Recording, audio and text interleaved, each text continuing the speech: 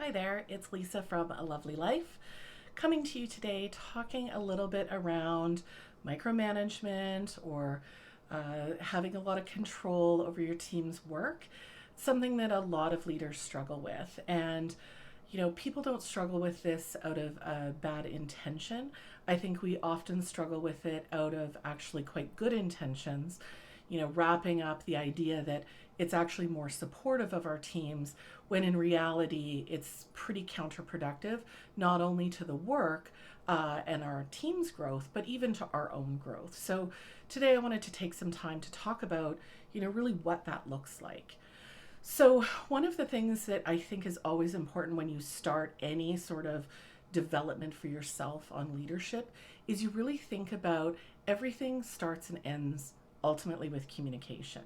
So, you have to think about always making sure that you're expressing the visions, the values, the benefits, the strategy, all things that align your team, your work to the company's performance and results.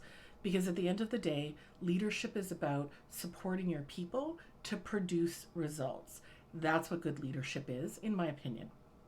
So when you start to think about micromanagement or seeking sort of a maybe too much control, however you want to put it, the first place I always start is thinking about you can't change something until you acknowledge why you're maybe doing it. There's always a payoff in terms of why we're actually creating a behavior or an action. And I think examining why we do it is probably the first step in being able to change this particular behavior in my opinion as well. So one of the things that becomes difficult is if you think about the first thing is you're watching your team member and they're doing something and it's taking them twice as long to do it, and you just think, oh, just I'll just do it. I can do it really quickly. You can lose patience. You can just, oh, I'll just get it done. It'll help them. They can move on to something else. When in reality, if you even think about when you started doing perhaps that same task years ago or previously in your career history, you probably took a long time to learn it as well. So, practicing that level of patience with your team and allowing them to go through their own learning process is important, not only for their own development, but for them to see you as a supportive leader in that process. The second thing that you want to think about is that sometimes we'll tell ourselves that story in our head that, well, I'm really preventing them from making a mistake. This is a really high value piece of work, lots of eyes on it, so I don't want them to make a mistake, so I'm protecting them. Again, in reality, is it that protection?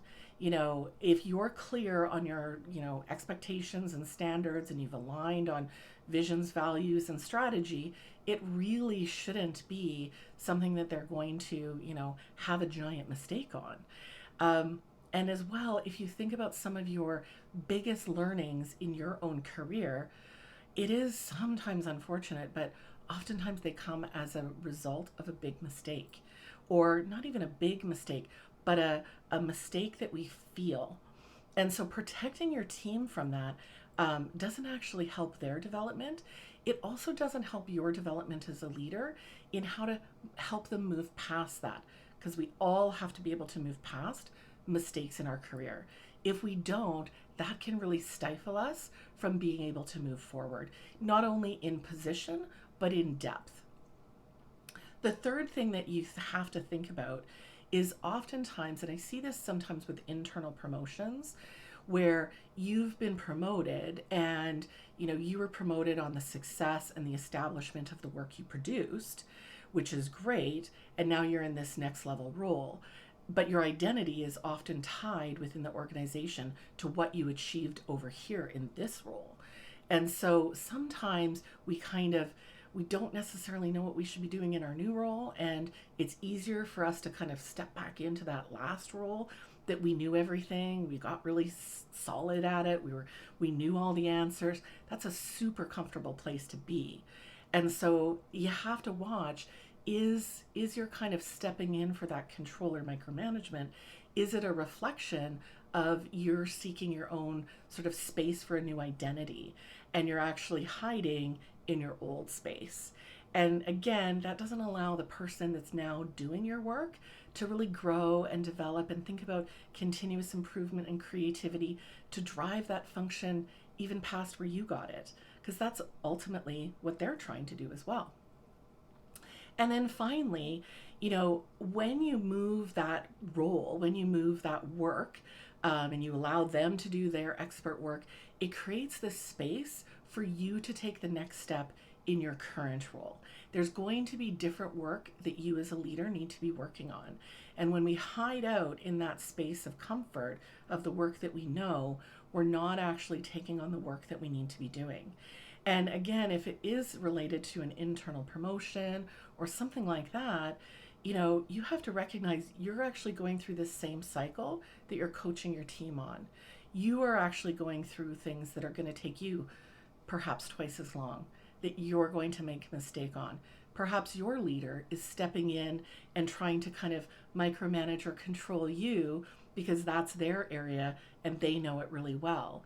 So if you really want to be an insightful, self-aware leader, you have to look at what is the payoff that's coming from you having this, quote unquote control, when, the reality is that control is such a myth, truly.